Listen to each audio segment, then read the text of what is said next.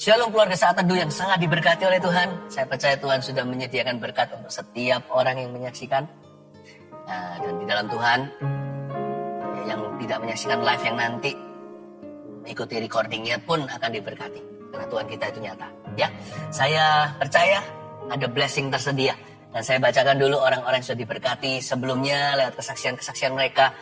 Ini dari Arum. Sekitar 3 minggu yang lalu saya tersedak saat makan gorengan dengan cabai. Ketika itu kondisi saya nggak dapat bernafas. Bahkan saya sadar untuk mengucap nama Tuhan aja nggak bisa. Setelah ke dokter THT di endoskopi udah nggak ada yang tersangkut di tenggorokan lagi. Tapi saya masih merasa pedas. Dan itu mengakibatkan saya batuk dan sakit di dada. Saya takut ke dokter untuk periksa karena takutnya dideteksi COVID. Saat saya terlambat mengikuti Saat Teduh bersama tanggal 3 Juli, saya memutar ulang sekitar jam 12 malam. Dan setelah tutup doa, Pastor Philip mengatakan ada seorang yang sakit di paru-paru dan trombositnya turun. Saya yakin itu saya meskipun trombosit saya masih normal. Saat itu saya langsung batuk-batuk yang seakan sampai ke dada saya dan setelah itu dada saya lega dan tidak sakit lagi. Haleluya. Bonnie S. Bonnie S ya. Shalom Pastor, saya punya hutang sebesar 3 miliar tahun 2020 yang lalu karena spekulasi dalam bekerja. Saya mau cepat sukses sehingga berani ambil banyak hutang tanpa hitung kemampuan. Stres, depresi, dan tuntutan hukum, serta keinginan bunuh diri. Serta keinginan bunuh diri untuk solusi cepat. Jalan pintas maksudnya. Itu terus-menerus membayangi saya. Bulan Desember 2020, istri mengajak ikut acara Saat Teduh. Saya menangis karena sadar Tuhan Yesus sangat sayang sama saya. Di akhir Desember kami jual rumah dan KPR terbayar. Sisa uang buat kontrak serta bayar hutang. Lalu sekitar Januari 2021, salah satu teman mau membeli saham usaha. Dan ada tambahan dana untuk bayar sisa hutang. 20 Februari 2021, saya kembali menangis mendengar Pastor Philip berkata, jadilah orang yang menjalankan, bukan yang memiliki. Harus lepas semua saham. Ya, itu saya. Tuhan Yesus baik. Saya tidak sangka Tuhan jawab doa saya. Saat ini hutang saya hanya sekitar 500 juta. Dan pemulihan masih terjadi, hidup saya jauh lebih baik. Merasa damai dalam Tuhan, saya fokus berkarya, rindu sisa hidup ini untuk menjadi bagian dalam rencananya. Kami mendukung Anda ya. Saya percaya Tuhan memulihkan itu nggak setengah-setengah. Michael Winata. Saya adalah anggota CG 35 dari GMS Tangerang. Ini berarti Jemaat Gereja Mawar Sharon dari sel grupnya ya. Saya hari ini tanggal 3 Juli 2021 ikut Saat Teduh bersama Pastor Philip. Saya nggak pernah melewatkan Saat Teduh. Saya nggak pernah melewatkan Saat Teduh bersama setiap Rabu dan Sabtu. Hari ini adalah hari yang luar biasa. Satu hari sebelumnya, yaitu 2 Juli 2021, saya baru saja keluar dari rumah sakit karena heart rate saya tinggi dan saturasi oksigen saya rendah di angka 92-95. Ketika cek jantung dan lain-lain bagus, tapi saya ada radang paru-paru. Karena saturasi O2 saya tidak bagus, jantung jadi memompa lebih kencang sehingga heart rate saya rata-rata 114-120. Di akhir Saat Teduh bersama, Pastor Philip tiba-tiba mendoakan orang yang radang paru-paru. Seketika itu juga saya benar-benar dijamah dan merasakan hadirat Tuhan yang luar biasa sampai saya tidak bisa menahan tangis. Dan luar biasa, saya langsung disembuhkan. Saya benar-benar merasakan nafas saya begitu leganya. Menyanyi pun plong. Padahal sebelumnya saya terengah-engah. Selesai Saat Teduh bersama, saya langsung ambil oximeter untuk tes dan angkanya langsung 98. Tuhan luar biasa. Terima kasih Tuhan. Puji Tuhan ya. Berkat Tuhan itu melimpah. Tidak pernah Tuhan itu menunda-nunda apa yang Tuhan mau berikan dalam kehidupan kita. Are you ready? Siap untuk diberkati? Mari kita masuk ke dalam hadirat Tuhan. Kita bertemu dulu pada Sang Pemberi berkat itu untuk memuji dan menyembah Dia. Haleluya.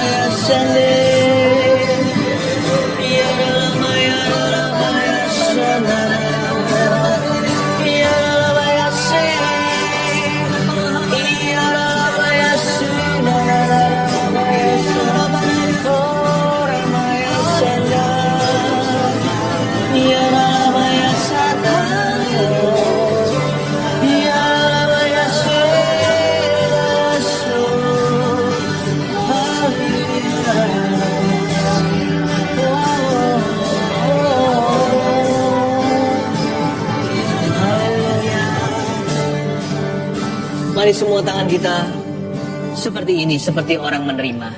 Yuk bersama. Memang kita tidak mengemis-kemis di hadirat Allah, tetapi sesungguhnya kita semua ini hanyalah pengemis di pintu kerajaan sorga. Dengan tangan seperti ini, seperti kita minta sedekah, kita meminta Tuhan untuk berbelas kasih kepada setiap kita. Oh haleluya. Tiada yang mustahil bagi Dia. Cetuskan imanmu. Ajaib segala perbuatannya, segala perkara ku tanggung dalam Dia, di dalam kekuatan kuasa-Nya, di dalam kekuatan kuasa-Nya, Allahku kan memenuhi keperluanku menurut kekayaan dan kemuliaannya. Allahku kan mencukupi kebutuhanku di dalam Yesus Tuhan. Bapa kami di dalam sorga, kudus-kuduslah namamu. Datanglah kerajaan-Mu Tuhan. Jadilah kehendak-Mu di bumi, di hidup kami seperti di sorga. Berikan pada kami hari ini rezeki makanan kami yang kami perlukan. Dan janganlah tuntun kami ke dalam pencobaan. Bebaskan kami dari yang jahat dan ampuni segala dosa kekurangan kami seperti kami mengampuni yang bersalah kepada kami. Sebab Engkau yang punya kerajaan, kuasa, kemuliaan sampai selama-lamanya di dalam Yesus Tuhan. Haleluya. Amin. Puji Tuhan. Kemarin hari Minggu saya ibadah onsite bersama dengan GMS Surabaya Barat. Saya menyampaikan seri pengajaran kitab Roma. Lalu tersisa ada beberapa ayat karena waktu ya. Ketika saya mengajar leluasa di gereja, ada waktu lebih banyak untuk menyampaikan firman Allah. Saya dalami, betul-betul sampaikan sesuatu yang mendalam. Nah, seringkali waktunya tidak keburu untuk selesaikan semua. Jadi, hari ini menjadi menu saat teduh. Buka dengan saya di kitab Roma. Kitab Roma, pasal yang keempat ayat 13 sampai ayatnya yang ke-25, itu yang tersisa kemarin. Saya sampaikan saat ini hari Rabu. Saya beri judul Hidup dengan Iman. Mau gak mau kita semua pasti akan ditantang imannya. Hidup ini tidak menentu, hari esok kadang-kadang tidak nampak. Orang benar akan hidup oleh imannya. Iman perdana kita adalah percaya perbuatan Allah melalui Yesus Kristus di kayu salib. Iman kita itu sesuatu yang sudah lunas. Kita percaya bahwa Tuhan sudah membeli semuanya. Segala keperluan Anda dan saya yang bisa kita bayangkan atau yang tidak terbayangkan ada dalam Yesus Tuhan. Tapi dalam perjalanannya, setelah kita percaya Yesus sebagai Tuhan dan Juru Selamat dan menerima pengorbanannya, kita akan diuji lagi dan lagi. Dari waktu ke waktu kita akan berhadapan dengan situasi yang menuntut kita untuk memilih mau percaya Tuhan atau percaya diri sendiri. Mau percaya firman Tuhan atau percaya perkataan orang yang seringkali adalah janji palsu. Mau percaya kepada Tuhan, kekuatannya, atau pada kekuatan diri sendiri. Nah, kita akan diperhadapkan. Karena itu, hari ini pelajaran ini berharga. Kita akan dilatih bagaimana beriman. Kita baca dulu ayat 13, Roma 4. Sebab bukan karena hukum Taurat telah diberikan janji kepada Abraham dan keturunannya bahwa ia akan memiliki dunia, tapi karena kebenaran berdasarkan iman. Sebab jika mereka yang mengharapkannya dari hukum Taurat menerima bagian yang dijanjikan Allah, maka sia-sialah iman dan batalah janji itu. Karena hukum Taurat membangkitkan murka, tetapi di mana tidak ada hukum Taurat, di situ tidak ada juga pelanggaran. Sebentar saya jelaskan ayat 13 sampai 15. Hukum Taurat itu bicara tentang hukum tertulis, teorinya perintah Allah. Kita semua tahu, tapi kita gagal mentaatinya. Hukum Taurat di sini juga bicara tentang di hati setiap kita tahu sih mestinya harus bagaimana. Tapi karena kita ini imannya lemah, seringkali kita terbawa arus dunia. Nggak usah arus dunia, kita terseret arus sendiri. Kita lebih mengikuti kedagingan kita lebih percaya bersandar kepada pengertian kita sendiri. Hukum Taurat itu bicara sesuatu yang kita tahu. Jangan membunuh, jangan berzina, jangan mencuri. Kita sudah tahulah tuntutan agama. Tapi apa boleh buat? Hampir semua manusia sih bukan hampir. Kita semua itu bangkrut tanpa Tuhan. Kita semua itu lemah iman. Gagah perkasa paling hanya perkara-perkara duniawi. Ada orang punya harta, punya uang. Ada orang yang gede, ototnya, kuat badannya. Ada yang pandai berbicara, tapi masalah soal iman departemen ini bangkrut semua. Makanya itu, kita nggak boleh bersandar pada pengertian sendiri. Kalau kita mau mengalami perkara ilahi, kita harus pinjam perkara-perkara Tuhan. Jangan bersandar pada kekuatan kita sebagai manusia, karena seringkali mengecewakan. Orang yang mau melihat kerajaan Tuhan datang, carilah Tuhan dengan sungguh-sungguh. Bangun kerohanian. Hidup oleh iman harus disengaja. Karena hidup oleh iman itu, hidup dengan iman maksudnya, harus melawan arus. Karena dunia ini lebih cenderung untuk melemahkan iman kita. Sekeliling kita itu tidak memegahkan iman, tapi lebih membanggakan kekuatan manusia. Karena iman itu untuk perkara-perkara yang gak kelihatan. Untuk hal-hal yang belum datang. Karena itu hukum Taurat tidak bisa menolong kita. Tetapi kebenaran diberikan berdasarkan iman seperti Abraham. Tahu nggak bahwa iman itu adalah faith is the groundwork for God's blessings and miracles. Iman itu adalah fondasinya segala macam mujizat dan berkat. Tanpa iman kita nggak bisa senangkan Tuhan. Kalau kita nggak beriman sama Tuhan Yesus, dan pada firman-Nya, kita nggak akan mengalami terobosan dan kemenangan. Sekalipun Tuhan cinta kita, sekalipun kita ngaku-ngaku sayang sama Tuhan Yesus, orang yang mau beriman sama Tuhan itu harus lawan arus. Terjadi peperangan rohani. Jangan mentang-mentang kita tahu hukum Taurat, kita punya pengetahuannya. Tapi untuk sampai ke sana itu kita harus beriman sama Tuhan. Banyak orang itu tidak membangun iman. Nggak rajin berdoa, nggak cari Tuhan sungguh-sungguh. Banyak orang tidak membaca Alkitab, merasa Alkitab hanyalah tambahan. Bagi saya, ini kecanduan. Tanpa ini saya mati. Tanpa ini saya hanya alami perkara manusia. Semua iman di dalam diri saya itu outsourcing semua. Saya nggak bisa imani apapun yang ada di dalam diriku. Karena itu saya punya Alkitab ini saya hargai. Karena saya bergantung padanya setiap hari. Satu hari aja saya nggak baca Alkitab, bolong gitu rasanya iman saya menurun. Bukan perasaan, sungguhan. Tiap kali saya sudah jauh dari persekutuan dengan Tuhan, ya alasan apapun, sibuk apalah, saya tidak berdoa. Padahal saya punya set waktu saat teduh secara pribadi, bukan hanya Rabu Sabtu. Pasti ada sesuatu nggak enak sepanjang hari. Entah gimana, daging saya mulai lebih kuat. Roh yang notabene penurut mulai diam, tak bersuara. Iman, berdasarkan iman, ayat 13-15 yang kita baca. Abraham memperoleh janji itu berdasarkan iman. On the basis of faith. And you know, inside you there is no faith. Iman itu dari Allah Roh Kudus yang menjamah hidupmu. Bersekutu dengan Dia membangkitkan iman. Iman itu dari apa kata firman. Iman timbul dari pendengaran. Pendengaran oleh firman Kristus. Saya kalau nggak baca Alkitab ini, mulai bensin saya menipis. Nggak ada orang itu nggak ada orang itu punya iman dalam dirinya. Iman itu pinjaman soalnya dari Tuhan.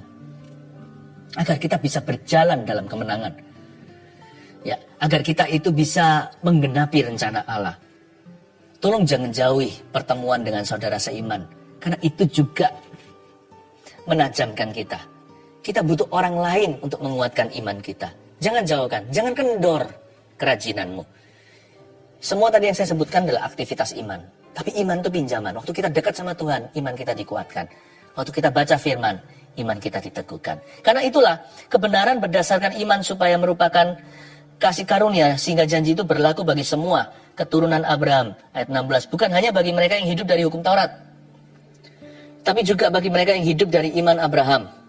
Sebab Abraham adalah bapa kita semua.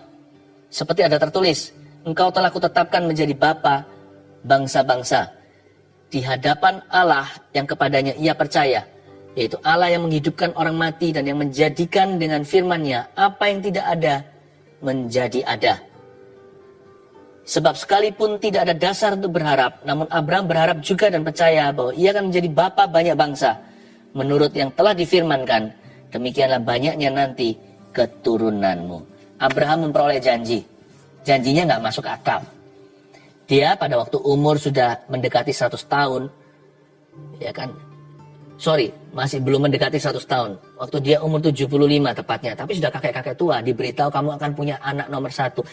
Itu seperti kita seringkali bercanda sama teman-teman kita yang sudah umur 50. Ayo, kapan anak berikutnya? Enggak mau. Udah tua. Umur 50 aja tabu kalau kita bicara kapan hamil lagi. Ini Abraham udah 75-an. Sarah juga tidak jauh-jauh dari usianya. Mereka berdua sudah tua bangka. Tiba-tiba dapat janji, kamu akan dapat anak. Anak kandung nih. Anak pertama dari Sarah. Wow. Kayaknya nggak masuk akal. Pertanyaan saya adalah, Abraham dapat janji itu karena dia itu sempurna? Enggak. Abraham dapat janji itu karena kasih karunia. Orang-orang Israel zaman itu membanggakan bahwa Abraham itu adalah bapak orang bersunat. Tapi jangan lupa, sebelum hukum sunat diberikan kepada orang Yahudi, Abraham sudah terima janji. Dan bertahun-tahun sebelumnya. Baru hukum sunat itu diberikan kemudian. Ya, saya kasih satu pencerahan. Waktu Abraham punya anak Ismail, ya kan, anak di luar rencana Allah. Di situ ada penyunatan terjadi juga. Dengan kata lain, kabar baiknya di sini, Allah tidak menunggu hingga Anda sempurna baru memberimu janji atau menggenapi janjinya. Abraham loh sempurna apanya? Musa, seorang pembunuh. Paulus, seorang penganiaya. Daud, seorang pezina. Saya ngomong gini bukan menghalalkan dosa. Dosa itu ada konsekuensinya. Musa lari ke Midian 40 tahun bersembunyi dari Firaun. Daud harus membayar harga yang mahal karena perzinahannya dengan Batsheba. Anak mereka meninggal dunia, bayi yang tiada bersalah. Lalu belum lagi terjadi huru-hara. Nantinya dia dikudeta sama putra sendiri, Absalom namanya. Abraham juga gara-gara Ismail ini pedih hatinya. Dia harus melihat anak itu pergi di padang gurun belantara, entah kemana, gimana pun juga kan tetap itu adalah darah dagingnya. Terjadi pertengkaran, cekcok antara Abraham, Sarah, beritahu Hagar tolong diusir sana. Dosa itu nggak ada enaknya. Apa sih yang kita tuai dari dosa? Coba pikirkan.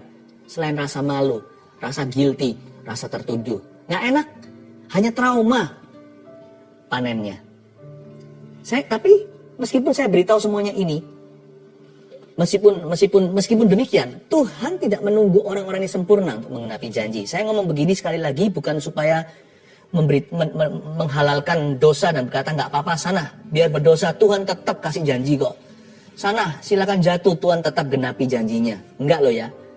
Yang bayar tuh nanti sakit berdarah itu kita. Tapi dari sisi kasih karunia, remember this. Ini fakta, ini firman. God gave the promise to Abraham. Tuhan memberikan janji kepada Abraham dan menggenapi janjinya. Bukan karena Abraham sempurna. Bahkan sebelum ada hukum sunat tiba. Karena bagi orang Yahudi, sunat itu holy. Belum ada hukum Taurat, gitulah ceritanya. Tuhan sudah memberi janji ketika Abraham masih ada di rumah bapaknya. Yang syarat penyembahan berhala. Tuhan ngomong sama dia, pergilah ke sebuah negeri. Dan negeri itu akan kuberikan kepadamu dan keturunanmu. Dan keturunanmu nanti akan seperti pasir banyaknya. Seperti bintang di atas langit. Abraham masih di rumah berhala orang tuanya. Ini semua saya katakan. Sekali lagi bukan untuk membenarkan dosa. Tetapi untuk meneguhkan, mendorong, to encourage, untuk mendorong orang-orang yang merasa tidak layak seperti Anda dan saya. Orang-orang berdosa yang terus mempertanyakan, apakah Tuhan cinta? Apakah Tuhan mengasihiku? Apakah ada masa depan bagi diriku? Lihat Abraham. Biarkan Anda semakin teguh. Lihat Daud. Lihat Musa. Lihat Paulus. Biarkan Anda diteguhkan. God is giving you a promise for your future now. Sekalipun sekarang Anda dan saya masih berlumuran salah. Sekalipun kita tidak layak menerimanya. Itulah sebabnya hidup oleh iman itu, hidup dengan iman itu sangat penting. Kalau Tuhan berbicara jangan berkata, tapi aku ini kan gak layak. Katakan ya dan amin. Lalu itulah titik perubahanmu. Ketika Anda percaya, mulai hari itu Anda akan hidup berbeda. Jangan tawar. Jangan negosiasi kalau Tuhan sudah finalkan. I have a plan for you. Aku punya rencana bagimu. Masa depan penuh pengharapan. Rancangan damai sejahtera. Jangan berkata, but, tapi Tuhan. Jangan begitu. Jangan biasakan latah sama Tuhan Yesus. Kalau Tuhan ngomong sama kita hari ini, katakan ya dan amin. Seperti Samuel. Dia belum kenal Tuhan. Samuel itu dengar suara. Samuel dia bahkan gak tahu itu Allah. Tapi sesuai nasihat Eli mentornya, dia akhirnya berkata, ini aku, hambamu, berbicaralah kepadaku. Kalau Tuhan bicara sama kita, katakan ya dan amin. Rendah hati aja terima. Terima kasih Tuhan, layakkan aku. Kalau kita tahu diri kita gak layak, kalimat berikutnya menentukan. Then make me worthy, layakkan aku. Ingat ya, kalau kita hidup dengan iman, kita akan dibenarkan oleh iman itu. Faith justifies dalam bahasa Inggrisnya. Iman itu membenarkan, bukan berarti dia tutup sebelah mata sama dosa kita, lalu dia sangkali kesalahan kita, enggak. Tapi iman itu mengupgrade kita. Sehingga bukan karena kita sempurna dulu baru Tuhan kasih. Tapi karena Tuhan mau kasih, kita jadi nggak nafsu. Kita lihat hidup kita masa lalu, aduh, bodoh ya aku. Kalau kita melihat, kalau kita melatih diri untuk beriman, hidup dengan iman, mata kita otomatis akan tertuju ke atas, tertuju ke depan. Bagi Abraham, gara-gara adanya janji Ishak, melepaskan Hagar dan Ismail pun, dia akhirnya berani. Bagi seorang Musa, melihat semak belukar yang terbakar, kalau dia melihat masa depan yang Tuhan janjikan, dia berkata, ayo, aku mau maju, apapun resikonya menghadap Firaun. Meskipun latar belakangku kurang bagus, aku mau jadi alat di tangannya. Orang yang hidup dengan iman, otomatis akan lihat ke depan. Orang yang hidup dengan iman akan otomatis lihat ke atas. Dan dia mendapat kekuatan untuk berkata tidak kepada dunia dan kepada dosa. Be humble. I know God will speak to you. Tuhan akan bicara kepadamu. Nah, iman seperti apa sih yang disebut hidup dengan iman itu? Imannya kayak apa? Supaya Anda mengerti kalau setiap kali Anda menghadapi ini, Anda sudah diajari di saat teduh bersama. Tolong pahami, kalau Anda menghadapi sebuah situasi yang menuntut berapa hal yang saya bagikan ini, ketahuilah bahwa Anda sedang dilatih imannya. Tolong jangan maju mundur sama Tuhan. Tuhan sedang membawa Anda ke tanah Kanaan. Ayat 17 seperti ada tertulis, engkau telah kutetapkan menjadi bapak bangsa-bangsa. Itu janjinya. Wow, umur 75. Digenapi 25 tahun kemudian, tepatnya umur 100, Abraham memperoleh Ishak, anak perjanjian. Di hadapan Allah yang kepadanya ia percaya, yaitu Allah yang menghidupkan orang mati dan yang menjadikan dengan firman-Nya apa yang tidak ada menjadi ada. Ayat 17 luar biasa. Ketika Tuhan berfirman sama Abraham, dia percaya. Dia percayanya bukan lalu mengangguk-angguk, positive thinking, bukan. Dia percayanya gini. Alasan percayanya adalah karena dia hidup di hadapan Allah yang kepadanya ia percaya, yaitu Allah. Abraham tidak percaya diri. Sebelum Abraham percaya janji, dia bukan hanya percaya perkataan Allah, dia percaya pribadinya. Kalau si A ngomong sama saya begini, kalau dia punya reputasi suka menipu, saya nggak akan percaya sama sekali. Tapi kalau yang bicara sama saya adalah seorang yang integritasnya tidak dipertanyakan. Seorang yang bereputasi bersih, dia selalu tepat janji. Orang yang berwibawa, orang yang berpengaruh. Dia ngomong apa sekalipun dia manusia bukan Allah, saya cenderung percaya. Abraham itu percaya sumbernya sebelum dia percaya perkataannya. Belajar dari Abraham dulu. Kalau kita percaya sama Allah, percaya sama Yesus, dan believe what he says about you, sekalipun gak masuk akal. Imannya begini, di hadapan Allah yang kepadanya ia percaya, yaitu Allah yang menghidupkan orang mati. Nah ini adalah karakter Allah yang dia percayai. Dia percaya kepada Allah yang menghidupkan orang mati. Padahal sebelum Abraham belum ada orang mati yang dihidupkan. Belum ada. Dia percaya kepada Allah yang menghidupkan orang mati dan yang menjadikan dengan firman-Nya apa yang tidak ada menjadi ada. Satu, tulis ini. Abraham beriman pada kemampuan Allah, bukan manusia. Dari waktu ke waktu ya, dalam konteks yang berbeda setiap kita ya. Kita akan diperhadapkan dengan situasi, kita harus percaya kepada, kita dihadapkan pada sebuah pilihan, percaya kepada Allah atau percaya kepada manusia.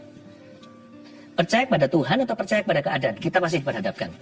Ingatlah kalau kita menghadapi situasi seperti itu, apalagi di pojokan, ketahuilah bahwa Allah sedang melatih imanmu.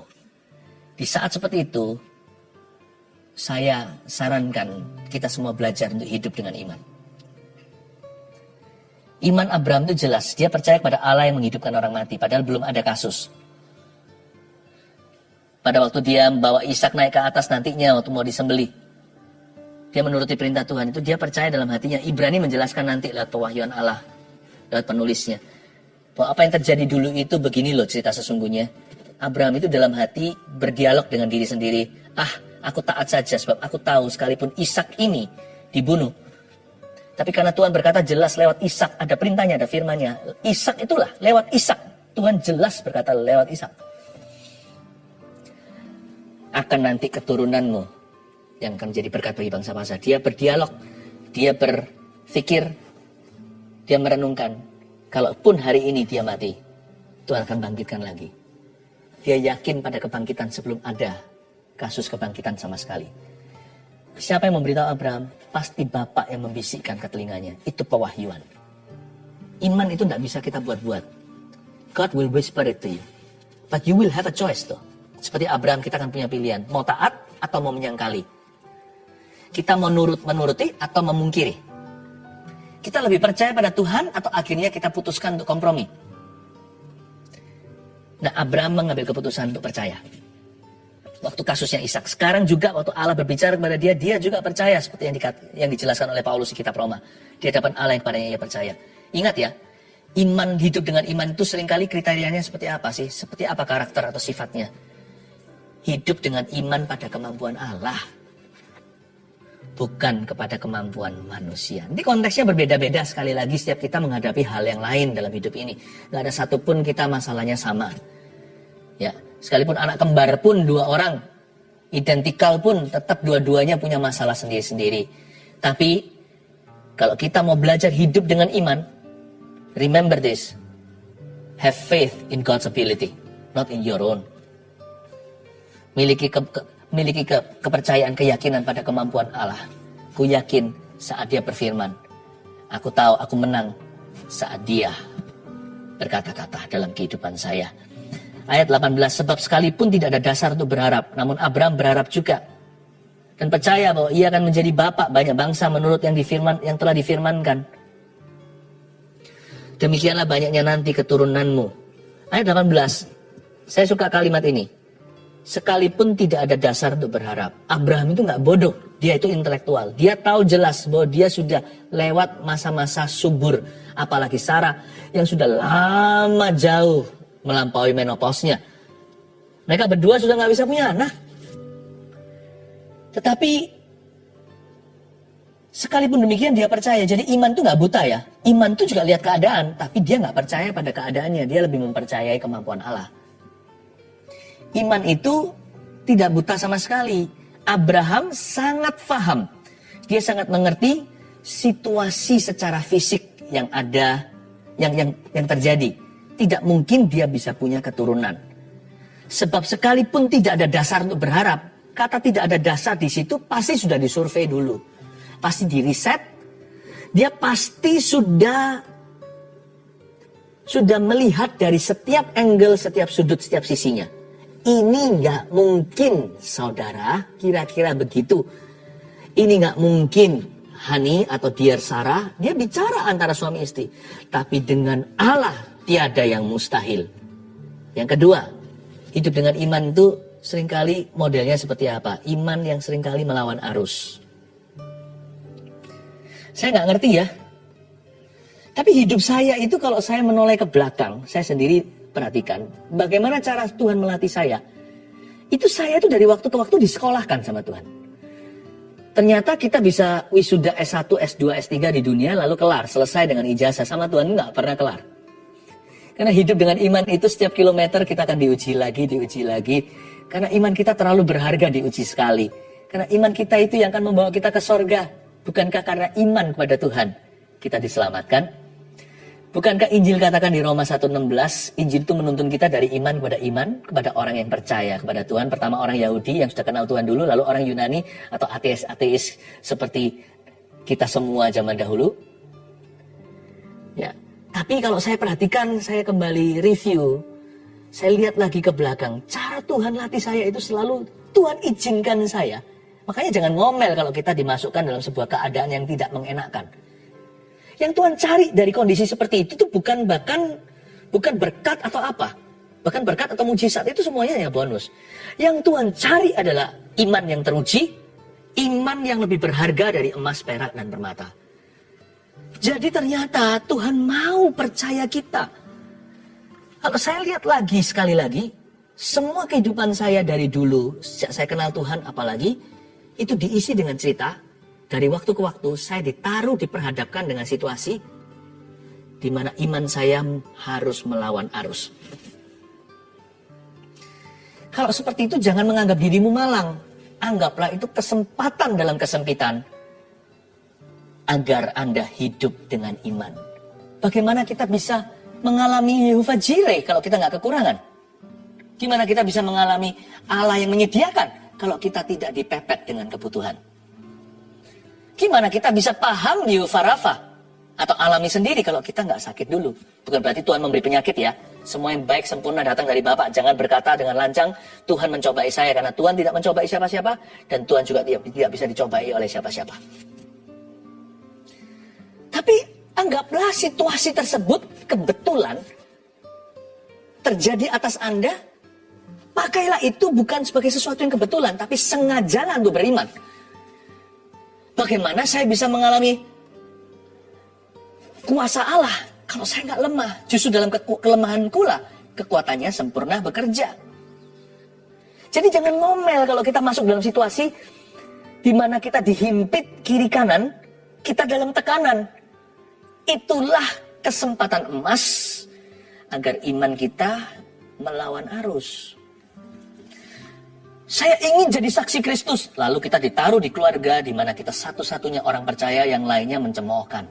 Waduh, kita lihat ulahnya aja kita sedih sekali. Sampai hilang iman rasanya.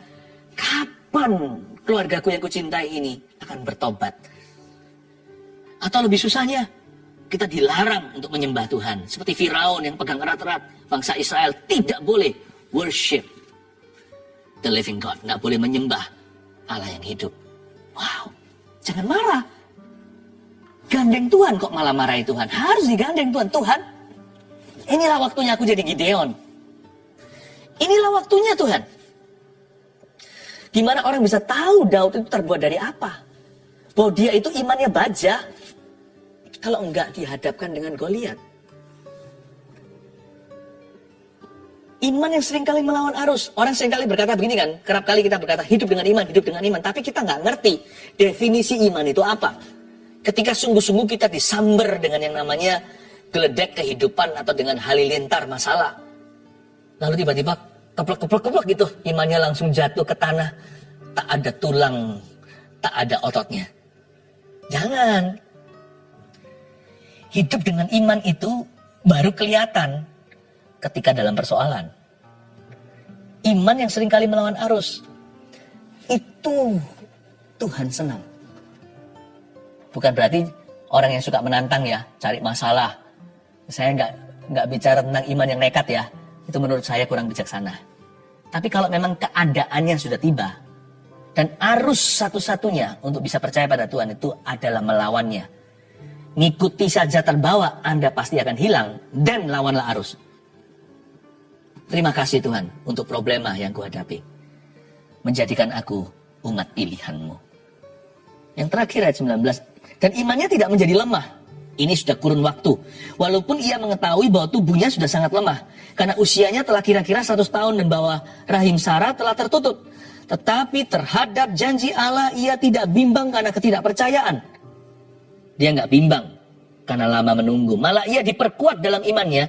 Dan ia memuliakan Allah. Bukan malah lemah, malah semakin kuat. Dengan penuh keyakinan bahwa Allah berkuasa untuk melaksanakan apa yang telah ia janjikan.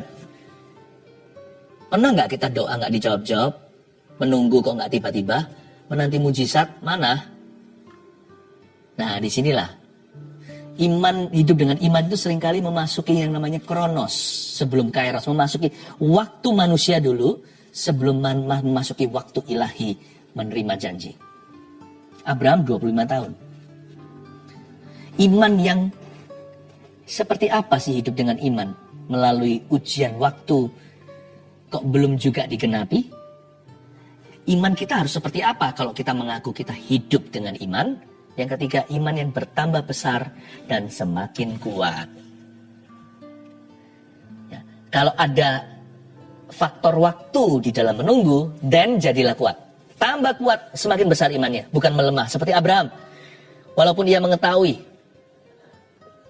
bahwa tubuhnya sudah sangat lemah, ia tidak menjadi lemah. Usianya sudah kira-kira 100 tahun. Sarah rahimnya sudah tutup. Tetapi terhadap janji Allah, ia tidak bimbang karena ketidakpercayaan. Hanya karena menunggu atau menantikan lama sekali. Malah ia diperkuat dalam imannya dan memuliakan Allah. Jangan imannya lemah. Banyak orang itu kuat imannya itu sprint. Hanya 100 meter lari. Tapi nggak bisa maraton dengan Tuhan. Abraham punya iman itu jangan dikira instan. Ada hal yang instan. Apalagi waktu Tuhan genapi janji itu instantly.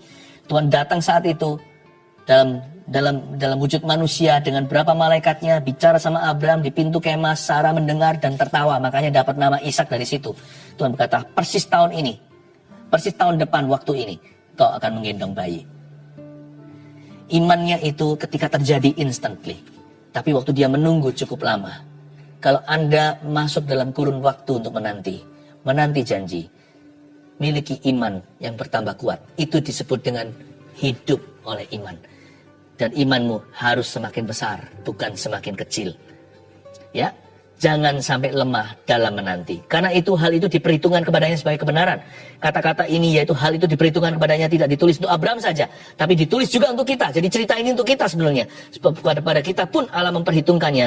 Karena kita percaya kepada Dia yang telah membangkitkan Yesus Tuhan kita dari antara orang mati. Sudah ada kasus sebelumnya yang kita lihat dan percayai. Kalau Abraham belum ada kasus kebangkitan, di belakang kita 2000 tahun lalu sudah ada kebangkitan yang mutlak. Kebangkitan Yesus Kristus. Imanmu tidak ompong, percayamu tidak hampa. Percayalah, iman kita berdasarkan kebangkitan Tuhan. Bahwa Tuhan sanggup melakukan segala perkara. Yaitu Yesus yang telah diserahkan karena pelanggaran kita. Dan dibangkitkan karena pembenaran kita. Dialah ya dan amin bagi setiap janji Allah dalam kehidupan kita. Hidup dengan iman ya. Iman seperti apa? Kita harus hidup oleh iman seperti itu. 1, iman pada kemampuan Allah, bukan manusia. 2, iman yang seringkali melawan arus. 3, iman yang bertambah besar dan semakin kuat. Makin lama, makin menjadi-jadi imannya. Jadi jangan kendor. Nunggu 3 tahun aja udah mundur dari Tuhan. Nunggu 3 bulan aja, nunggu 2 bulan aja udah kecewa. Saya tidak tahu seberapa lama kita menunggu. Yang pasti satu, kalau Tuhan berkata, itu pasti terjadi. Titik. Imanku teguh, tidak goyah. Saya tidak mendua hati. How about you? Haleluya. Roh Kudus barusan taruh kata-kata ini di hati saya. Aku akan memberkati umatku secara finansial. Dan mereka akan mendapat keturunan. Saya ulangi. Saya dengar dengan sangat jelas, tolong diuji. Aku akan memberkati umatku secara keuangan. Dan memberi mereka keturunan. Kalau Anda hari ini dalam pergumulan keuangan, ini saatnya kita berdoa. Sekaligus saya akan doakan lewat tablet dan semua permohonan doa yang sudah masuk. Tentunya Tuhan baca dan mendengarnya satu persatu. Tuhan yang Maha Tahu. Ulurkan tangan ke depan. Saya akan berdoa di dalam nama Yesus. Terima kasih Tuhan. Dan khususnya terobosan keuangan ya Tuhan. Hamba berdoa untuk mereka yang bergumul. Kami tidak pedulikan apa yang orang katakanlah. Ini itu. Kami percaya pada Sang Pemberi berkat. Kalau bukan minta sama Tuhan, masa minta sama tetangga? Masa minta sama setan? Dan jangan-jangan orang yang merasa bisa, yang sungkan sama Tuhan. Di dalam urusan harta, nanti kalau mereka suatu hari diberkati, mereka akan berkata, itu karena usahanya. Justru orang yang minta akan rendah hati ketika menerima. Dia tahu itu bukan dari dirinya. Justru orang yang merasa bisa, atau yang pura-pura rendah hati. Kerohanian yang palsu seperti yang mengatakan begini, jangan minta sama Tuhan. Jangan pernah berharap kemakmuran. Bukan, kita bukan berharap kemakmuran. Tapi kita rendah hati minta kepada Bapa. Sesuai dengan doa yang Yesus ajarkan, doa Bapa kami. Berikan kepada kami hari ini rezeki kami secukupnya. Makanan kami secukupnya itu adalah rezeki. Supaya nanti waktu Tuhan berkati, kita tahu bahwa itu berkat. Itu bukan kebetulan. Berapa banyak orang yang tidak minta. Ketika terjadi atau kejadian, mereka tidak berterima kasih. Buat apa? Itu kebetulan katanya. Atau karena usahanya. Jadi orang yang sombong dan arogan.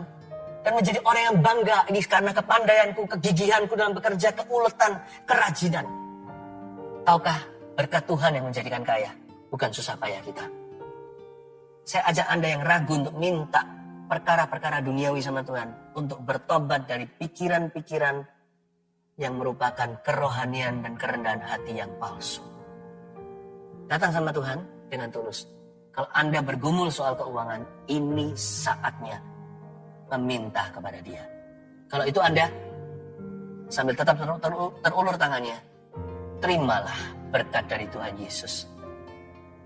Tuhan berikan kepada Anda kemampuan untuk bisa mengelola talenta.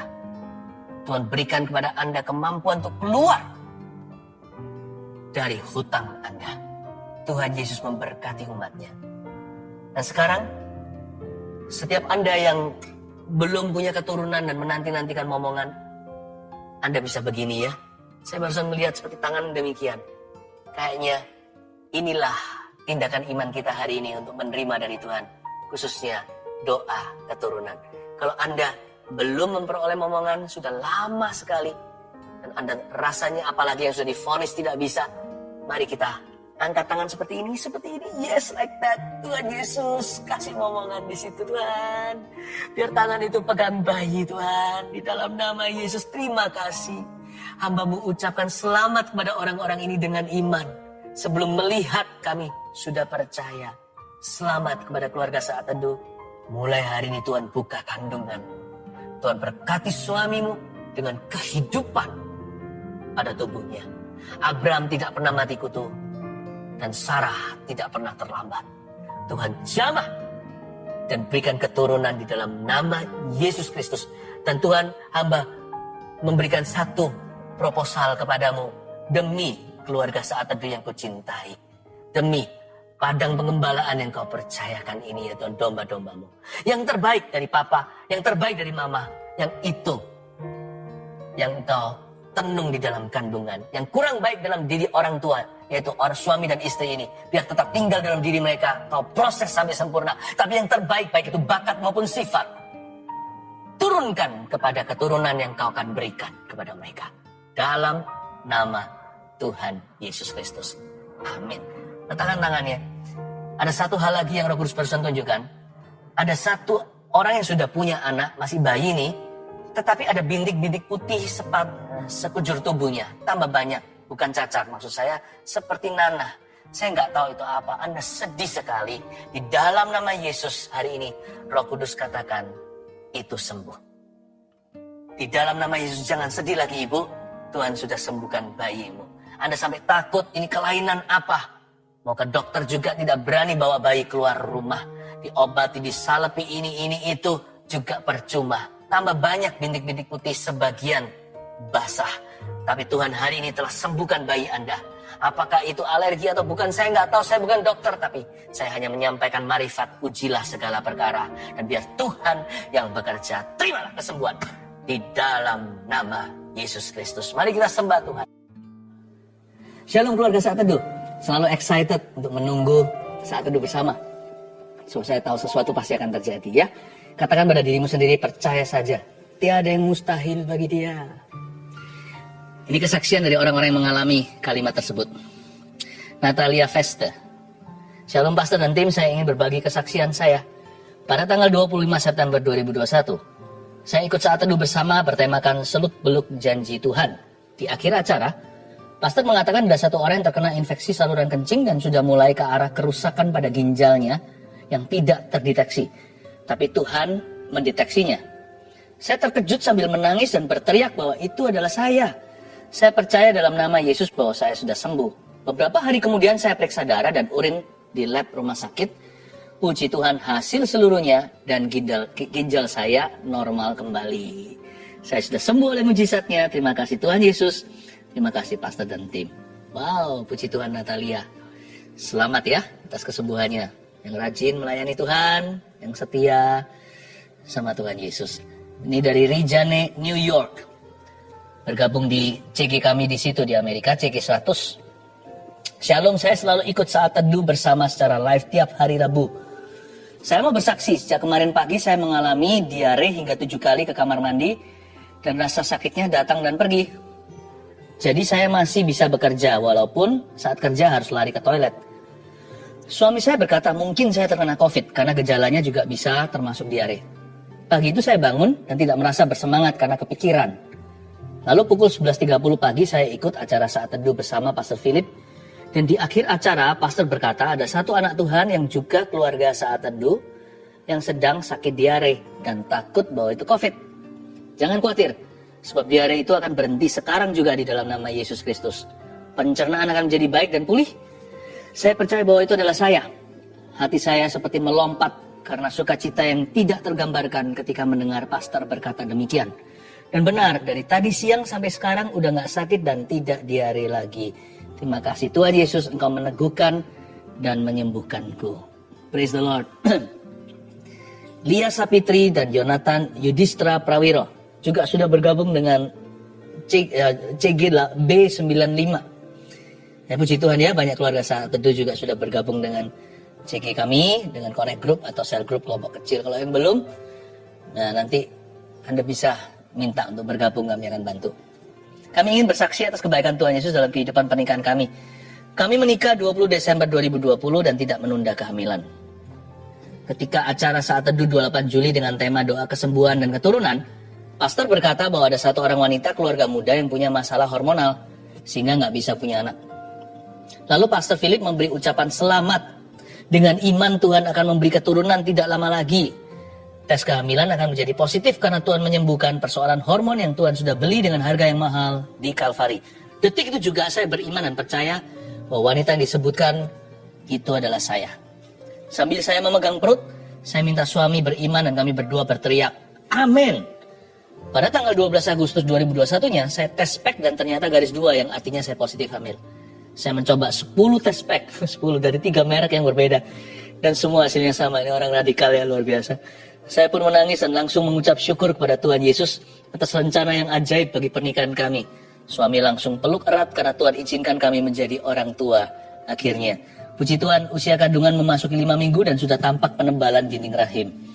Kantung rahim serta embrio janin di dalam rahim tampak sehat tanpa ada efek berbahaya. Terima kasih Pastor Philip Mantova dan jemaat semuanya. Kiranya kesaksian kami menjadi sukacita untuk kita semua. Tuhan Yesus memberkati. Iya, sukacita sekali dengar kesaksian seperti ini. Masukkan ya terus kesaksian-kesaksian Anda. Saya tunggu karena pasti lebih banyak yang mengalami sesuatu daripada yang menceritakan. Jangan malu-malu karena itu pasti jadi berkat buat orang lain. Mari kita masuk ke dalam hadiratnya dan biarkan iman kita dibangun pelan-pelan selama 1 jam di depan ini. Saya percaya sesuatu akan terjadi.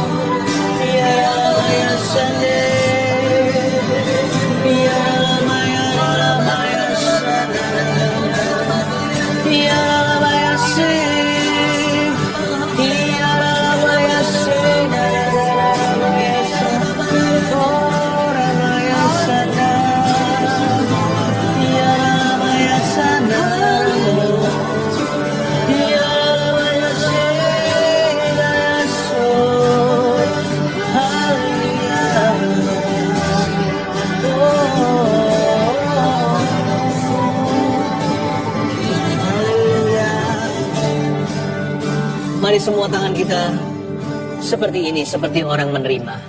Yuk bersama. Memang kita tidak mengemis-kemis di hadirat Allah, tetapi sesungguhnya kita semua ini hanyalah pengemis di pintu kerajaan sorga. Dengan tangan seperti ini, seperti kita minta sedekah, kita meminta Tuhan untuk berbelas kasih kepada setiap kita. Oh haleluya. Tiada yang mustahil bagi Dia. Cetuskan imanmu. Ajaib segala perbuatannya, segala perkara ku tanggung dalam Dia, di dalam kekuatan kuasa-Nya, di dalam kekuatan kuasa-Nya, Allahku kan memenuhi keperluanku menurut kekayaan dan kemuliaannya.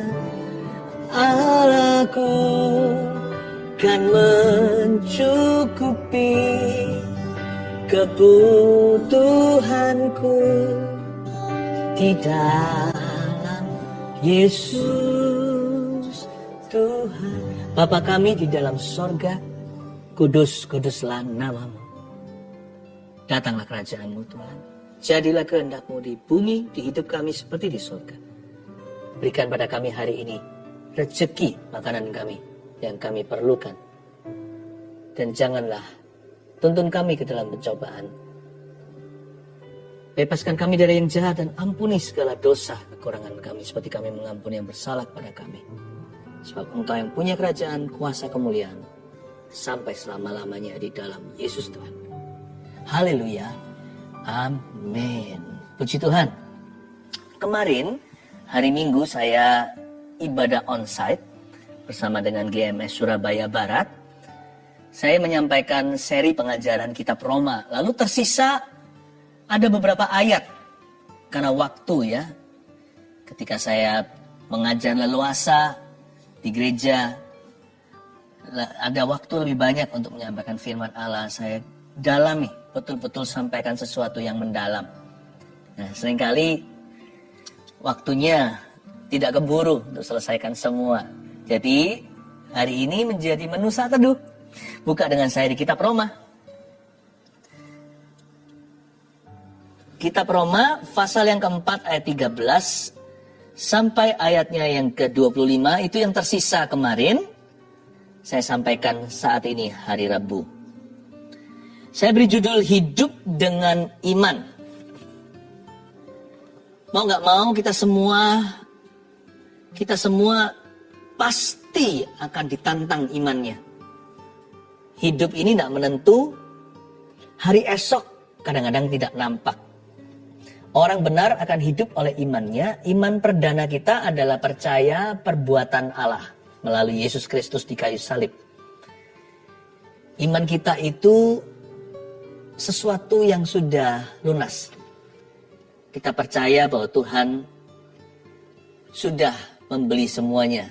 Segala keperluan Anda dan saya yang bisa kita bayangkan atau yang tidak terbayangkan ada dalam Yesus Tuhan. Tapi dalam perjalanannya, setelah kita percaya Yesus sebagai Tuhan dan Juru Selamat dan menerima pengorbanannya, kita akan diuji lagi dan lagi. Dari waktu ke waktu kita akan berhadapan dengan situasi yang menuntut kita untuk memilih mau percaya Tuhan atau percaya diri sendiri. Mau percaya firman Tuhan atau percaya perkataan orang yang seringkali adalah janji palsu. Mau percaya kepada Tuhan, kekuatannya, atau pada kekuatan diri sendiri. Nah, kita akan diperhadapkan. Karena itu, hari ini pelajaran ini berharga. Kita akan dilatih bagaimana beriman. Kita baca dulu ayat 13, Roma 4. Sebab bukan karena hukum Taurat telah diberikan janji kepada Abraham dan keturunannya bahwa ia akan memiliki dunia, tapi karena kebenaran berdasarkan iman. Sebab jika mereka yang mengharapkannya dari hukum Taurat menerima bagian yang dijanjikan Allah, maka sia-sialah iman dan batalah janji itu. Karena hukum Taurat membangkitkan murka, tetapi di mana tidak ada hukum Taurat, di situ tidak ada juga pelanggaran. Sebentar, saya jelaskan ayat 13-15. Hukum Taurat itu bicara tentang hukum tertulis, teorinya perintah Allah. Kita semua tahu, tapi kita gagal mentaatinya. Hukum Taurat di sini juga bicara tentang di hati setiap kita tahu sih mestinya harus bagaimana. Tapi karena kita ini imannya lemah, seringkali kita terbawa arus dunia. Nggak usah arus dunia, kita terseret arus sendiri. Kita lebih mengikuti kedagingan kita lebih percaya bersandar kepada pengertian kita sendiri. Hukum Taurat itu bicara sesuatu yang kita tahu. Jangan membunuh, jangan berzina, jangan mencuri.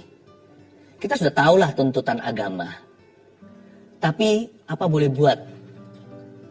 Hampir semua manusia sih bukan hampir.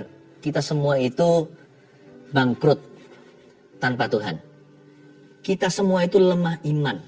Gagah perkasa paling hanya perkara-perkara duniawi. Ada orang punya harta, punya uang. Ada orang yang gede, ototnya, kuat badannya. Ada yang pandai berbicara, tapi masalah soal iman, departemen ini bangkrut semua. Makanya itu, kita nggak boleh bersandar pada pengertian sendiri. Kalau kita mau mengalami perkara ilahi, kita harus pinjam perkara-perkara Tuhan. Jangan bersandar pada kekuatan kita sebagai manusia, karena seringkali mengecewakan. Orang yang mau melihat kerajaan Tuhan datang, carilah Tuhan dengan sungguh-sungguh. Bangun kerohanian. Hidup oleh iman harus disengaja. Karena hidup oleh iman itu, hidup dengan iman maksudnya, harus melawan arus. Karena dunia ini lebih cenderung untuk melemahkan iman kita. Sekeliling kita itu tidak memegahkan iman, tapi lebih membanggakan kekuatan manusia. Karena iman itu untuk perkara-perkara yang gak kelihatan. Untuk hal-hal yang belum datang. Karena itu hukum Taurat tidak bisa menolong kita. Tetapi kebenaran diberikan berdasarkan iman seperti Abraham. Tahu nggak bahwa iman itu adalah faith is the groundwork for God's blessings and miracles. Iman itu adalah fondasinya segala macam mujizat dan berkat. Tanpa iman kita nggak bisa senangkan Tuhan.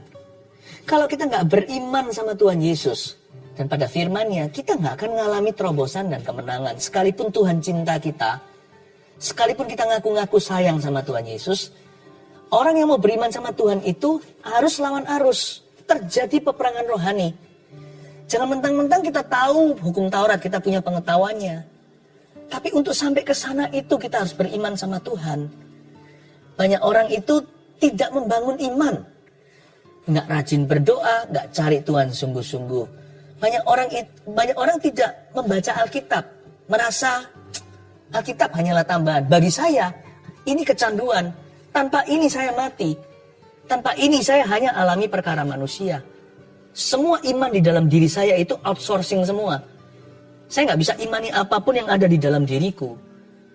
Karena itu saya punya Alkitab ini saya hargai. Karena saya bergantung padanya setiap hari. Satu hari aja saya nggak baca Alkitab bolong gitu, rasanya iman saya menurun. Bukan perasaan, sungguhan. Tiap kali saya sudah jauh dari persekutuan dengan Tuhan, ya alasan apapun, sibuk apalah, saya tidak berdoa, padahal saya punya set waktu saat teduh secara pribadi, bukan hanya Rabu Sabtu. Pasti ada sesuatu nggak enak sepanjang hari. Entah gimana, daging saya mulai lebih kuat. Roh yang notabene penurut mulai diam, tak bersuara. Iman, berdasarkan iman, ayat 13-15 yang kita baca. Abraham memperoleh janji itu berdasarkan iman. On the basis of faith. And you know, inside you there is no faith. Iman itu dari Allah Roh Kudus yang menjamah hidupmu. Bersekutu dengan Dia membangkitkan iman. Iman itu dari apa kata firman. Iman timbul dari pendengaran. Pendengaran oleh firman Kristus. Saya kalau nggak baca Alkitab ini, mulai bensin saya menipis. Ya, nggak ada orang itu punya iman dalam dirinya. Iman itu pinjaman soalnya dari Tuhan. Agar kita bisa berjalan dalam kemenangan. Ya, agar kita itu bisa menggenapi rencana Allah. Tolong jangan jauhi pertemuan dengan saudara seiman.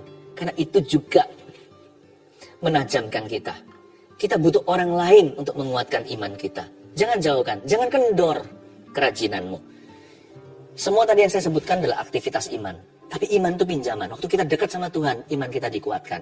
Waktu kita baca firman, iman kita diteguhkan. Karena itulah kebenaran berdasarkan iman supaya merupakan kasih karunia, sehingga janji itu berlaku bagi semua keturunan Abraham. Ayat 16, bukan hanya bagi mereka yang hidup dari hukum Taurat, tapi juga bagi mereka yang hidup dari iman Abraham. Sebab Abraham adalah bapa kita semua. Seperti ada tertulis, engkau telah kutetapkan menjadi bapa bangsa-bangsa di hadapan Allah yang kepadanya ia percaya, yaitu Allah yang menghidupkan orang mati dan yang menjadikan dengan firman-Nya apa yang tidak ada menjadi ada. Sebab sekalipun tidak ada dasar untuk berharap, namun Abraham berharap juga dan percaya bahwa ia akan menjadi bapa banyak bangsa. Menurut yang telah difirmankan, demikianlah banyaknya nanti keturunanmu. Abraham memperoleh janji. Janjinya nggak masuk akal. Dia pada waktu umur sudah mendekati 100 tahun, ya kan? Masih belum mendekati 100 tahun. Waktu dia umur 75 tepatnya, tapi sudah kakek-kakek tua, diberitahu kamu akan punya anak nomor 1. Itu seperti kita seringkali bercanda sama teman-teman kita yang sudah umur 50. Ayo, kapan anak berikutnya? Enggak mau. Udah tua. Umur 50 aja tabu kalau kita bicara kapan hamil lagi. Ini Abraham udah 75-an. Sarah juga tidak jauh-jauh dari usianya. Mereka berdua sudah tua bangka. Tiba-tiba dapat janji, kamu akan dapat anak. Anak kandung nih. Anak pertama dari Sarah. Wow. Kayaknya gak masuk akal. Pertanyaan saya adalah, Abraham dapat janji itu karena dia itu sempurna? Enggak. Abraham dapat janji itu karena kasih karunia. Orang-orang Israel zaman itu membanggakan bahwa Abraham itu adalah bapak orang bersunat. Tapi jangan lupa, sebelum hukum sunat diberikan kepada orang Yahudi, Abraham udah terima janji. Udah bertahun-tahun sebelumnya. Baru hukum sunat itu diberikan kemudian. Ya, saya kasih satu pencerahan. Waktu Abraham punya anak Ismail, ya kan, anak di luar rencana Allah. Di situ ada penyunatan terjadi juga. Dengan kata lain, kabar baiknya di sini, Allah tidak menunggu hingga Anda sempurna baru memberimu janji atau menggenapi janjinya. Abraham loh sempurna apanya? Musa, seorang pembunuh. Paulus, seorang penganiaya. Daud, seorang pezina. Saya ngomong gini bukan menghalalkan dosa. Dosa itu ada konsekuensinya. Musa lari ke Midian 40 tahun bersembunyi dari Firaun. Daud harus membayar harga yang mahal karena perzinahannya dengan Batseba. Anak mereka meninggal dunia, bayi yang tiada bersalah. Lalu belum lagi terjadi huru-hara. Nantinya dia dikudeta sama putra sendiri, Absalom namanya. Abraham juga gara-gara Ismail ini pedih hatinya. Dia harus melihat anak itu pergi di padang gurun belantara, entah kemana, gimana pun juga kan tetap itu adalah darah dagingnya. Terjadi pertengkaran, cekcok antara Abraham, Sarah, beritahu Hagar tolong diusir sana. Dosa itu nggak ada enaknya. Apa sih yang kita tuai dari dosa? Coba pikirkan. Selain rasa malu, rasa guilty, rasa tertuduh. Nggak enak, hanya trauma panennya. Tapi Meskipun saya beritahu semuanya ini, meskipun demikian, Tuhan tidak menunggu orang-orang yang sempurna untuk menggenapi janji. Saya ngomong begini sekali lagi bukan supaya menghalalkan dosa dan berkata nggak apa-apa, sana biar berdosa, Tuhan tetap kasih janji kok. Sana silakan jatuh, Tuhan tetap genapi janjinya. Enggak loh ya. Yang bayar tuh nanti sakit berdarah itu kita. Tapi dari sisi kasih karunia, remember this. Ini fakta, ini firman. God gave the promise to Abraham. Tuhan memberikan janji kepada Abraham dan menggenapi janjinya. Bukan karena Abraham sempurna.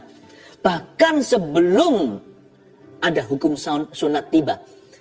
Karena bagi orang Yahudi, sunat itu holy.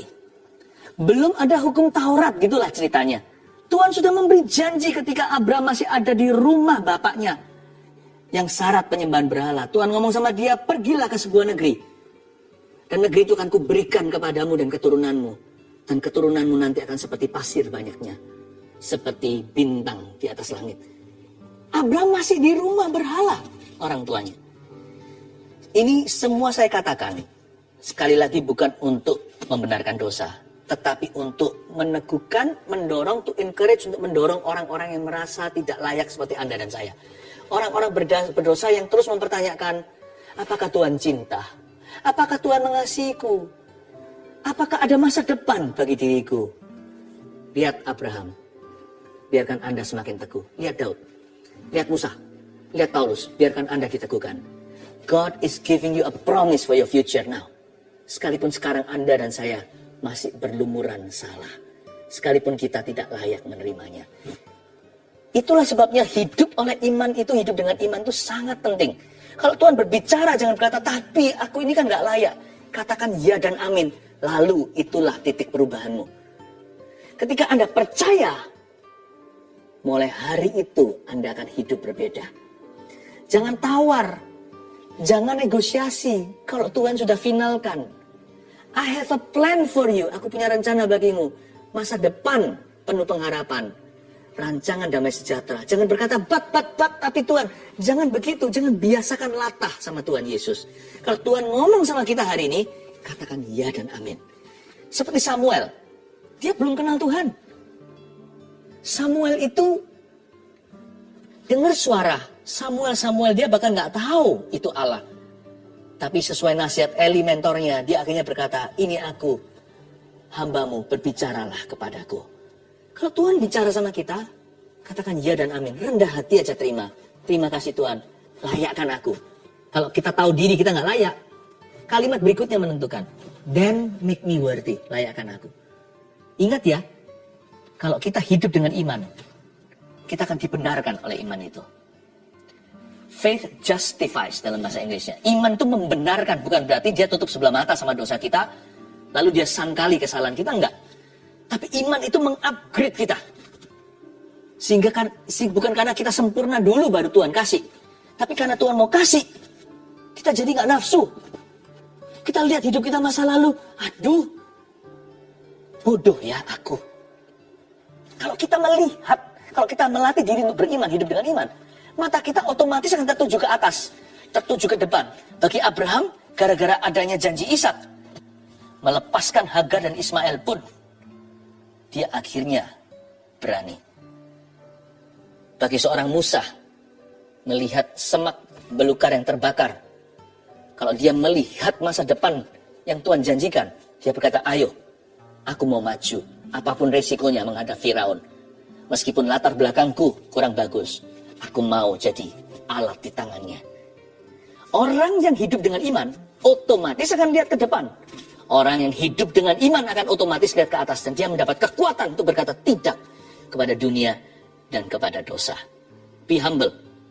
I know God will speak to you. Tuhan akan bicara kepadamu. Nah, iman seperti apa sih yang disebut hidup dengan iman itu? Imannya kayak apa? Supaya Anda mengerti kalau setiap kali Anda menghadapi ini, Anda sudah diajari di saat teduh bersama. Tolong pahami, kalau Anda menghadapi sebuah situasi yang menuntut berapa hal yang saya bagikan ini, ketahuilah bahwa Anda sedang dilatih imannya. Tolong jangan maju mundur sama Tuhan. Tuhan sedang membawa Anda ke tanah Kanaan. Ayat 17 seperti ada tertulis, engkau telah kutetapkan menjadi bapak bangsa-bangsa. Itu janjinya. Wow, umur 75. Digenapi 25 tahun kemudian, tepatnya umur 100, Abraham memperoleh Ishak, anak perjanjian. Di hadapan Allah yang kepadanya ia percaya, yaitu Allah yang menghidupkan orang mati dan yang menjadikan dengan firman-Nya apa yang tidak ada menjadi ada. Ayat 17 luar biasa. Ketika Tuhan berfirman sama Abraham, dia percaya. Dia percayanya bukan lalu mengangguk-angguk, positive thinking, bukan. Dia percayanya gini. Alasan percayanya adalah karena dia hidup di hadapan Allah yang kepadanya ia percaya, yaitu Allah. Abraham tidak percaya diri. Sebelum Abraham percaya janji, dia bukan hanya percaya perkataan Allah, dia percaya pribadinya. Kalau si A ngomong sama saya begini, kalau dia punya reputasi suka menipu, saya nggak akan percaya sama sekali. Tapi kalau yang bicara sama saya adalah seorang yang integritasnya tidak dipertanyakan, seorang yang bereputasi bersih, dia selalu tepat janji, orang yang berwibawa, orang yang berpengaruh, dia ngomong apa sekalipun dia manusia bukan Allah, saya cenderung percaya. Abraham itu percaya sumbernya sebelum dia percaya perkataannya. Belajar dari Abraham dulu. Kalau kita percaya sama Allah, percaya sama Yesus, can believe what he says about you. Sekalipun gak masuk akal. Imannya begini, di hadapan Allah yang kepadanya ia percaya, yaitu Allah yang menghidupkan orang mati. Nah ini adalah karakter Allah yang dia percayai. Dia percaya kepada Allah yang menghidupkan orang mati. Padahal sebelum Abraham belum ada orang mati yang dihidupkan. Belum ada. Dia percaya kepada Allah yang menghidupkan orang mati dan yang menjadikan dengan firman-Nya apa yang tidak ada menjadi ada. Satu, tulis ini. Abraham beriman pada kemampuan Allah, bukan manusia. Dari waktu ke waktu ya, dalam konteks yang berbeda setiap kita ya, kita akan diperhadapkan dengan situasi, kita harus percaya kepada, kita dihadapkan pada sebuah pilihan, percaya kepada Allah atau percaya kepada manusia. Percaya kepada Tuhan atau percaya kepada keadaan, kita pasti diperhadapkan. Ingatlah kalau kita menghadapi situasi seperti itu, apalagi dipojokkan, ketahuilah bahwa Allah sedang melatih imanmu. Di saat seperti itu, saya sarankan kita semua belajar untuk hidup dengan iman. Iman Abraham itu jelas, dia percaya kepada Allah yang menghidupkan orang mati, padahal belum ada kasus. Pada waktu dia membawa Ishak naik ke atas nantinya, waktu mau disembelih, dia menuruti perintah Tuhan, itu dia percaya dalam hatinya. Ibrani menjelaskan nanti lewat pewahyuan Allah, lewat penulisnya, bahwa apa yang terjadi dulu itu begini loh cerita sesungguhnya. Abraham itu dalam hati berdialog dengan diri sendiri. Aku taat saja sebab aku tahu sekalipun Ishak ini dibunuh. Tapi karena Tuhan berkata jelas lewat Ishak, ada perintahnya, ada firman-Nya. Ishak itulah, lewat Ishak. Tuhan jelas berkata lewat Ishak. Akan nanti keturunanmu yang akan menjadi berkat bagi bangsa-bangsa. Dia berdialog, dia berpikir, dia merenungkan. Kalaupun hari ini dia mati, Tuhan akan bangkitkan lagi. Dia yakin pada kebangkitan sebelum ada kasus kebangkitan sama sekali. Siapa yang memberitahu Abraham? Pasti Bapak yang membisikkan ke telinganya. Itu pewahyuan. Iman itu tidak bisa kita buat-buat. God will whisper it to you. But you will have a choice tuh. Seperti Abraham, kita akan punya pilihan. Mau taat atau mau menyangkali.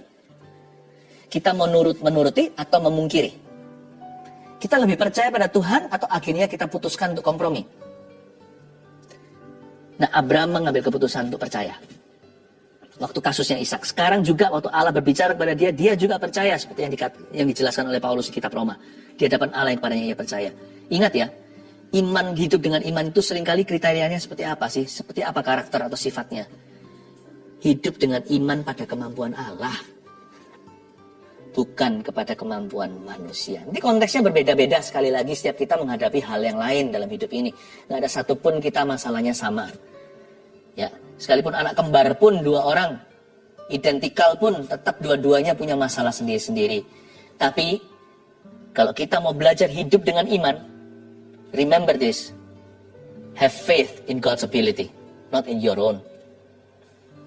Miliki kepercayaan, keyakinan pada kemampuan Allah. Ku yakin saat dia berfirman, aku tahu aku menang saat dia berkata-kata dalam kehidupan saya. Ayat 18, sebab sekalipun tidak ada dasar untuk berharap, namun Abraham berharap juga dan percaya bahwa ia akan menjadi bapak banyak bangsa menurut yang telah difirmankan. demikianlah banyaknya nanti keturunanmu. Ayat 18, saya suka kalimat ini. Sekalipun tidak ada dasar untuk berharap. Abraham itu nggak bodoh, dia itu intelektual. Dia tahu jelas bahwa dia sudah lewat masa-masa subur. Apalagi Sarah yang sudah lama jauh melampaui menopausnya. Mereka berdua sudah nggak bisa punya anak. Tetapi sekalipun demikian dia percaya. Jadi iman itu nggak buta ya. Iman itu juga lihat keadaan, tapi dia nggak percaya pada keadaannya. Dia lebih mempercayai kemampuan Allah. Iman itu tidak buta sama sekali. Abraham sangat paham. Dia sangat mengerti situasi secara fisik yang ada, yang terjadi. Tidak mungkin dia bisa punya keturunan. Sebab sekalipun tidak ada dasar untuk berharap, kata tidak ada dasar di situ pasti sudah disurvei dulu. Pasti diriset. Dia pasti sudah melihat dari setiap angle, setiap sudut, setiap sisinya. Ini nggak mungkin, saudara, kira-kira begitu. Ini nggak mungkin, Hani atau Dear Sarah, dia bicara antara suami istri. Tapi dengan Allah, tiada yang mustahil. Yang kedua, hidup dengan iman itu seringkali modelnya seperti apa? Iman yang seringkali melawan arus. Saya nggak ngerti ya.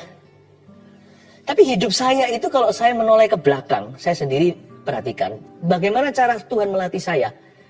Itu saya itu dari waktu ke waktu disekolahkan sama Tuhan. Ternyata kita bisa wisuda S1, S2, S3 di dunia lalu kelar, selesai dengan ijazah. Sama Tuhan nggak pernah kelar. Karena hidup dengan iman itu setiap kilometer kita akan diuji lagi. Karena iman kita terlalu berharga diuji sekali. Karena iman kita itu yang akan membawa kita ke sorga. Bukankah karena iman kepada Tuhan kita diselamatkan? Bukankah Injil katakan di Roma 1:16, Injil itu menuntun kita dari iman kepada orang yang percaya kepada Tuhan. Pertama orang Yahudi yang sudah kenal Tuhan dulu, lalu orang Yunani atau ateis seperti kita semua zaman dahulu. Ya, tapi kalau saya perhatikan, saya kembali review, saya lihat lagi ke belakang, cara Tuhan latih saya itu selalu Tuhan izinkan saya. Makanya jangan ngomel kalau kita dimasukkan dalam sebuah keadaan yang tidak mengenakan. Yang Tuhan cari dari kondisi seperti itu tuh bukan berkat atau apa. Bahkan berkat atau mujizat itu semuanya hanya bonus. Yang Tuhan cari adalah iman yang teruji, iman yang lebih berharga dari emas, perak, dan permata. Jadi ternyata Tuhan mau percaya kita. Kalau saya lihat lagi, sekali lagi, semua kehidupan saya dari dulu, sejak saya kenal Tuhan apalagi, itu diisi dengan cerita. Dari waktu ke waktu saya diperhadapkan dengan situasi di mana iman saya harus melawan arus. Kalau seperti itu jangan menganggap dirimu malang. Anggaplah itu kesempatan dalam kesempitan agar Anda hidup dengan iman. Bagaimana kita bisa mengalami Yehova Jireh kalau kita nggak kekurangan? Gimana kita bisa mengalami Allah yang menyediakan kalau kita tidak dipepet dengan kebutuhan? Gimana kita bisa paham Yehova Rafa atau alami sendiri kalau kita nggak sakit dulu? Bukan berarti Tuhan memberi penyakit ya. Semua yang baik sempurna datang dari Bapa. Jangan berkata dengan lancang, Tuhan mencobai saya. Karena Tuhan tidak mencobai siapa-siapa. Dan Tuhan juga tidak bisa dicobai oleh siapa-siapa. Tapi anggaplah situasi tersebut kebetulan terjadi atas Anda. Pakailah itu bukan sebagai sesuatu yang kebetulan, tapi sengajalah untuk beriman. Bagaimana saya bisa mengalami kuasa Allah kalau saya nggak lemah? Justru dalam kelemahanku lah kekuatannya sempurna bekerja. Jadi jangan ngomel kalau kita masuk dalam situasi di mana kita dihimpit kiri kanan, kita dalam tekanan. Itulah kesempatan emas agar iman kita melawan arus. Saya ingin jadi saksi Kristus. Lalu kita ditaruh di keluarga di mana kita satu-satunya orang percaya, yang lainnya mencemoohkan. Waduh, kita lihat ulahnya aja kita sedih sekali. Sampai hilang iman rasanya. Kapan keluargaku yang kucintai ini akan bertobat? Atau lebih susahnya, kita dilarang untuk menyembah Tuhan. Seperti Firaun yang pegang erat-erat. Bangsa Israel tidak boleh worship the living God. Nggak boleh menyembah Allah yang hidup. Wow, jangan marah. Gandeng Tuhan kok malah marahi Tuhan. Harus digandeng Tuhan. Tuhan, inilah waktunya aku jadi Gideon. Inilah waktunya Tuhan. Gimana orang bisa tahu Daud itu terbuat dari apa? Bahwa dia itu imannya baja. Kalau enggak dihadapkan dengan Goliat. Iman yang seringkali melawan arus. Orang seringkali berkata begini kan. Kerap kali kita berkata hidup dengan iman, hidup dengan iman. Tapi kita nggak ngerti definisi iman itu apa. Ketika sungguh-sungguh kita disamber dengan yang namanya geledek kehidupan atau dengan halilintar masalah. Lalu tiba-tiba keplek gitu. Imannya langsung jatuh ke tanah. Tak ada tulang, tak ada ototnya. Jangan. Hidup dengan iman itu baru kelihatan ketika dalam persoalan. Iman yang seringkali melawan arus. Itu Tuhan senang. Bukan berarti orang yang suka menantang ya, cari masalah. Saya nggak bicara tentang iman yang nekat ya. Itu menurut saya kurang bijaksana. Tapi kalau memang keadaannya sudah tiba. Dan arus satu-satunya untuk bisa percaya pada Tuhan itu adalah melawannya. Ngikuti saja terbawa, Anda pasti akan hilang. Dan lawanlah arus. Terima kasih Tuhan untuk problema yang kuhadapi. Menjadikan aku umat pilihan-Mu. Yang terakhir ayat 19. Dan imannya tidak menjadi lemah. Ini sudah kurun waktu. Walaupun ia mengetahui bahwa tubuhnya sudah sangat lemah. Karena usianya telah kira-kira 100 tahun dan bahwa rahim Sarah telah tertutup. Tetapi terhadap janji Allah ia tidak bimbang karena ketidakpercayaan. Dia nggak bimbang karena lama menunggu. Malah ia diperkuat dalam imannya. Dan ia memuliakan Allah. Bukan malah lemah, malah semakin kuat. Dengan penuh keyakinan bahwa Allah berkuasa untuk melaksanakan apa yang telah ia janjikan. Pernah nggak kita doa nggak dijawab-jawab? Menunggu kok nggak tiba-tiba? Menanti mujizat mana? Nah disinilah. Hidup dengan iman itu seringkali memasuki yang namanya kronos. Sebelum kairos. Memasuki waktu manusia dulu. Sebelum memasuki waktu ilahi menerima janji. Abraham 25 tahun. Iman yang seperti apa sih hidup dengan iman? Melalui ujian waktu kok belum juga digenapi? Iman kita harus seperti apa kalau kita mengaku kita hidup dengan iman? Yang ketiga, iman yang bertambah besar dan semakin kuat. Ya, kalau ada faktor waktu di dalam menunggu, dan jadilah kuat. Tambah kuat, semakin besar imannya. Bukan melemah, seperti Abraham. Walaupun ia mengetahui bahwa tubuhnya sudah sangat lemah, ia tidak menjadi lemah. Usianya sudah kira-kira 100 tahun. Sarah rahimnya sudah tutup. Tetapi terhadap janji Allah, ia tidak bimbang karena ketidakpercayaan. Hanya karena menunggu atau menantikan lama sekali. Malah ia diperkuat dalam imannya dan memuliakan Allah. Jangan imannya lemah. Banyak orang itu kuat imannya itu sprint. Hanya 100 meter lari. Tapi nggak bisa maraton dengan Tuhan. Abraham punya iman itu jangan dikira instan. Ada hal yang instan. Apalagi waktu Tuhan genapi janji itu instantly. Tuhan datang saat itu dalam wujud manusia dengan berapa malaikatnya bicara sama Abraham di pintu kemah. Sarah mendengar dan tertawa, makanya dapat nama Ishak dari situ. Tuhan berkata, persis tahun ini, persis tahun depan waktu ini kau akan menggendong bayi. Imannya itu ketika terjadi instantly, tapi waktu dia menunggu cukup lama. Kalau Anda masuk dalam kurun waktu untuk menanti janji, miliki iman yang bertambah kuat, itu disebut dengan hidup oleh iman. Dan imanmu harus semakin besar, bukan semakin kecil. Ya, jangan sampai lemah dalam menanti. Karena itu hal itu diperhitungkan kepadanya sebagai kebenaran. Kata-kata ini yaitu hal itu diperhitungkan kepadanya tidak ditulis untuk Abraham saja, tapi ditulis juga untuk kita. Jadi cerita ini untuk kita sebenarnya. Kepada kita pun Allah memperhitungkannya. Karena kita percaya kepada Dia yang telah membangkitkan Yesus Tuhan kita dari antara orang mati. Sudah ada kasus sebelumnya yang kita lihat dan percayai. Kalau Abraham belum ada kasus kebangkitan, di belakang kita 2000 tahun lalu sudah ada kebangkitan yang mutlak. Kebangkitan Yesus Kristus. Imanmu tidak ompong, percayamu tidak hampa. Percayalah, iman kita berdasarkan kebangkitan Tuhan. Bahwa Tuhan sanggup melakukan segala perkara. Yaitu Yesus yang telah diserahkan karena pelanggaran kita dan dibangkitkan karena pembenaran kita. Dialah ya dan amin bagi setiap janji Allah dalam kehidupan kita. Hidup dengan iman ya. Iman seperti apa? Kita harus hidup oleh iman seperti itu.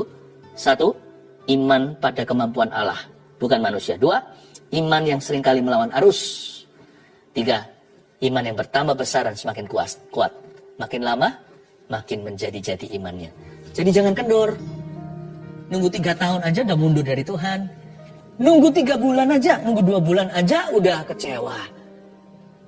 Saya tidak tahu seberapa lama kita menunggu. Yang pasti satu, kalau Tuhan berkata, itu pasti terjadi.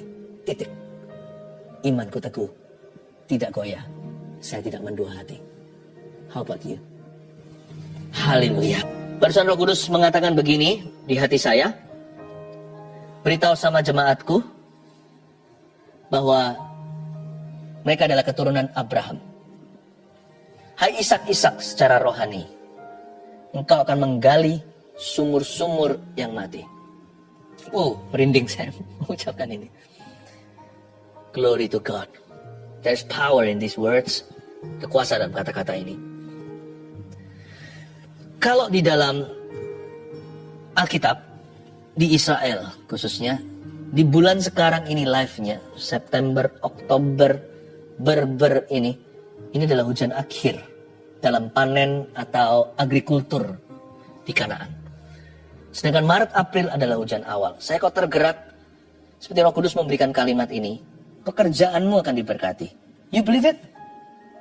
Do you believe that?